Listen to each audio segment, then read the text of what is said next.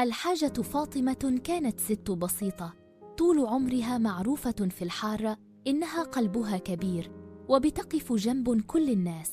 بعدما كبرت في السن بدأت تنسى حاجات صغيرة، مفاتيحها، مكان شنطتها، وحتى أوقات الصلاة.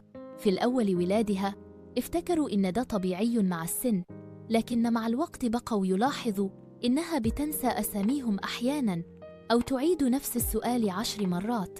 اتشخصت في الآخر بمرض الزهايمر. زوجها العم حسن رغم إنه كان كبير في السن هو كمان قرر إنه يفضل جنبها طول الوقت.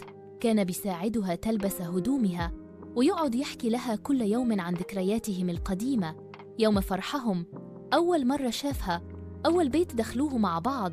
كان بيتعامل معاها بنفس الحنية اللي كان بيتعامل بيها معاها زمان وهما شباب. في يوم من الأيام الحاجة فاطمة انبصت له وقالت: أنت مين؟ الكلمة وقعت زي الصاعقة على قلبه، لكنه ابتسم وقال لها: أنا اللي بيحبك من 50 سنة ولسه هيحبك لآخر نفس. الغريب إن رغم إنها نسيت تفاصيل كتير، لكن كل مرة كان يمسك إيديها ويبتسم. كانت تهدى وتحس بالأمان.